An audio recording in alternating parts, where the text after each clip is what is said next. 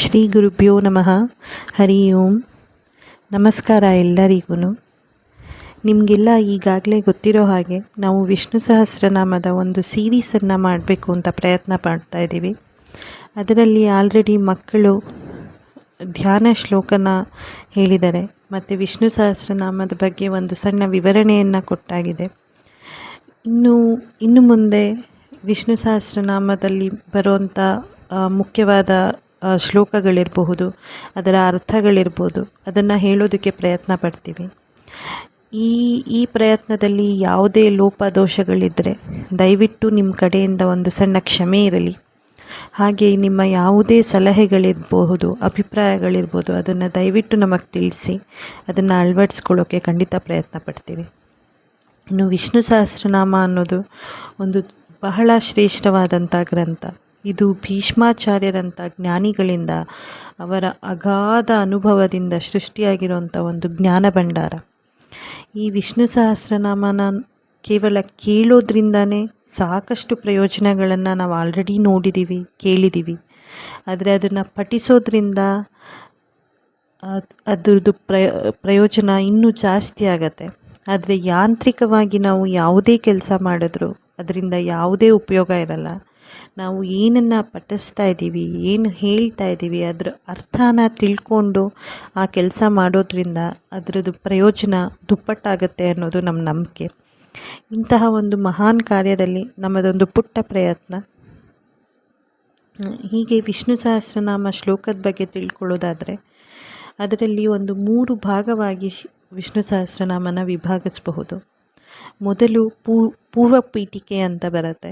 ಅಲ್ಲಿ ಯುಧಿಷ್ಠಿರ ಮತ್ತು ಭೀಷ್ಮಾಚಾರ್ಯರ ನಡುವಿನ ಕೆಲವೊಂದು ಸಂಭಾಷಣೆಗಳು ಅದು ಶ್ಲೋಕ ರೂಪದಲ್ಲಿ ಬರುತ್ತೆ. ನಂತರ ವಿಷ್ಣುವಿನ ಸಹಸ್ರನಾಮ, ಹೆಸರೇ ಹೇಳೋಂಗೆ ಇಲ್ಲಿ ವಿಷ್ಣುವಿನ 1000 ನಾಮಗಳು ಶ್ಲೋಕಗಳಾಗಿ ಬಂದಿದೆ. ಇಲ್ಲಿ ಒಂದೊಂದು ನಾಮಗಳಿಗೂ 100 ಅರ್ಥಗಳಿದೆ ಅಂತ ಹೇಳಲಾಗುತ್ತೆ.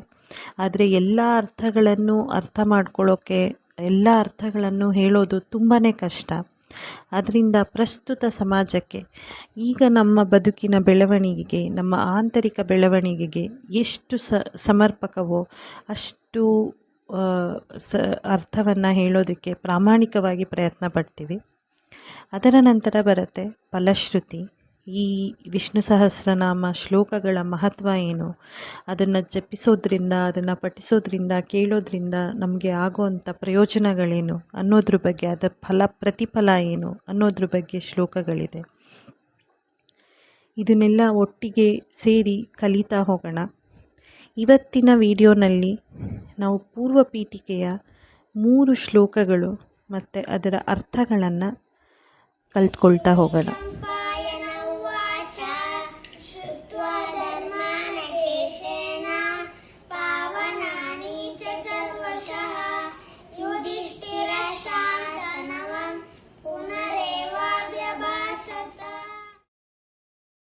ವಿಷ್ಣು ಸಹಸ್ರನಾಮದ ಪೂರ್ವ ಪೀಠಿಕೆಯಲ್ಲಿ ಬರುವಂಥ ಮೊದಲನೇ ಶ್ಲೋಕ ವೈಶಂಪಾಯನ ವಾಚ.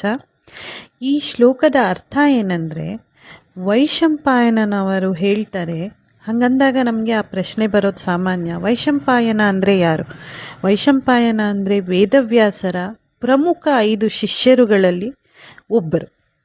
ಈ ವೈಶಂಪಾಯನರಿಂದಲೇ ಜನಮೇಜಯ ರಾಜನಿಗೆ ಸಂಪೂರ್ಣ ಮಹಾಭಾರತದ ಕತೆ ನರೇಟ್ ಆಗಿದ್ದು ಅವರಿಗೆ ಗೊತ್ತಾಗಿದ್ದು. ಸೊ ಅವರು ಅದನ್ನು ಹೇಳಬೇಕಾದ್ರೆ, ಕಥೆಯನ್ನು ಹೇಳಬೇಕಾದ್ರೆ ಈ ರೀತಿಯಾಗಿ ಹೇಳ್ತಾರೆ. ಪಾಪಗಳನ್ನು ಕಳೆದು ಪರಿಶುದ್ಧನಾದ ಎಲ್ಲ ಧರ್ಮಗಳ ಬಗ್ಗೆ ಸಮಗ್ರವಾಗಿ ಭೀಷ್ಮಾಚಾರ್ಯರಿಂದ ತಿಳಿದ ಮೇಲೆ ನಂತರ ಯುಧಿಷ್ಠಿರಂಗೆ ಏನು ಪ್ರಶ್ನೆ ಬರುತ್ತೆ ಅದನ್ನು ಭೀಷ್ಮಾಚಾರ್ಯರಲ್ಲಿ ಹೀಗಂತ ಕೇಳ್ತಾನೆ.